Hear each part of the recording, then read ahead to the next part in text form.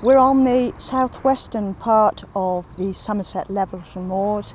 From here at Kingsbury Episcopi we could move to Thorney, we could move to Langport, where we're coming in to a flat landscape, willows and peat as industries, because the geology's changed from further north. Kingsbury Episcopi itself, Kingsbury, the name comes from the fact that the area was owned by the king at one time, the Episcopi from the fact that then later it came into the hands of the church.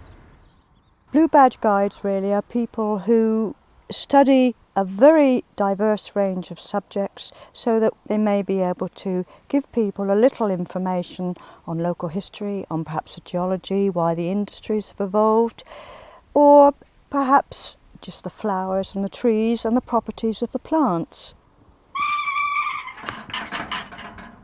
Gather round because this is just a little bit about St Martin's. The tower stands out wherever you are on the Somerset Levels and Moors. It stands nearly 100 foot high. It's of wonderful, wonderful hamstone with Somerset tracery on it by the wonderfully skillful Somerset masons of the 1500s. Somerset Towers were built from the moneys of the wool trade, the cloth trade.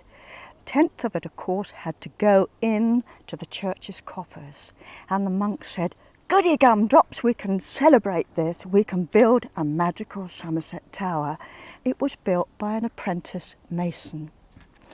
It's almost sister church of Blue Lias at Hewish Episcopi, which is another Somerset tower, and has very similar lattice work and pinnacles at the top as this one, was built by the master mason who taught the apprentice who built this one.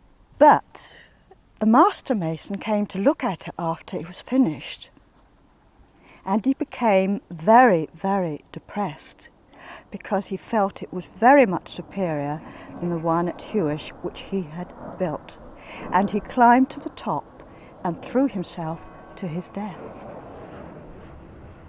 If we could try and get into the south transept, we might be able to see this Tudor glass.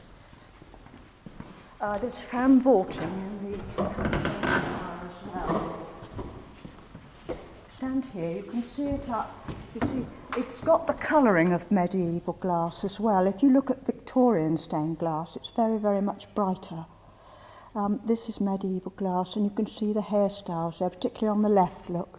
And you've got a Tudor rose over there, so you're at the era when it was Henry VII, wasn't it, the first Tudor that came in, 1485. So it more or less tells you the date of when that was constructed. Right, come on then, folks. Well, off we go. Close the door behind us so the birds don't get in.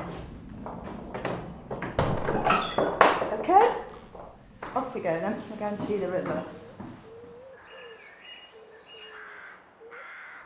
And it's a very slow, languid river at this point, but it's very interesting too to see its source in amongst reed beds and to see it gradually grow with all the tributaries feeding in. We're just crossing a little ditch that runs into the Parrot on our left. Down by the side you've got Himalayan balsam here, brought over by the Victorians. It's a lovely plant, looks beautiful, but it's become a pest, rather like Japanese knotweed, because it shoots its seeds about 30 feet, which is why it spreads so rapidly. And we've got the willows and we've got the alders. All have their uses. Most of you know of willow for aspirin. Well, the alders also had their uses. They were used for clogs, used to shore up canals, etc., and also used for gunpowder, because it was made into charcoal being a constituent of gunpowder. We've got meadowsweet down there, used by Elizabeth I as a deodorant. And there's a huge, huge dragonfly there, look. Huge one. If you think about the moors and levels, and you see that flatness, and you see these ditches of water around the fields, which we here call wet fences, and discovering why they evolved. they've created the landscape that we see today. And that's why I think it's so important, to be honest, to look after our countryside, because that's what we come to see, and we're in great, great danger of losing it if we don't take care of it. I'd like to stop here just to the side of the River Parrett because we've got this huge area of reed bed.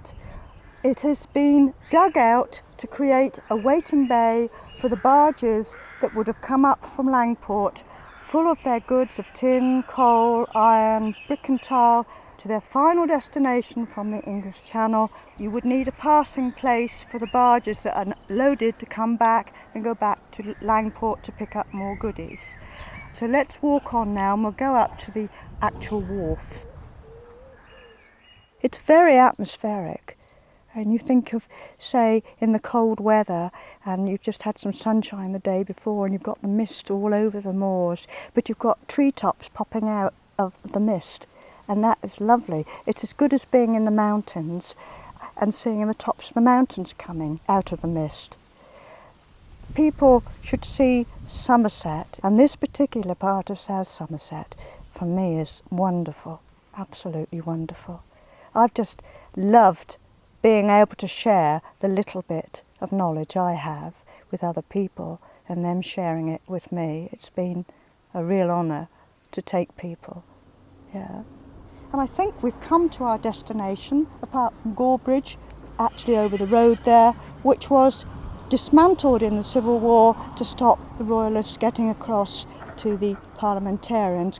So with that, I think we'll about turn and go back to Kingsbury, and we'll wet our whistle at the pub with, and I'm old-fashioned, pie and a pint. For me, at the end of the day, it's great when someone comes up and says, I've had a great day and I've enjoyed it. And it gives me such a warm, warm feeling that I've been able to give pleasure to that person or those people. And when they come again, it's even better because you know they meant what they said, and it's been a real honour to take so many people around the countryside and show them beautiful, beautiful Somerset.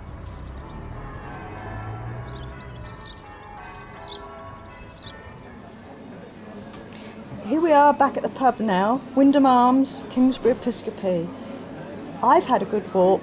I just hope you've enjoyed it as much as I have. So it's time now, really, for us all to have our pie and our pint. So cheers, folks. Cheers.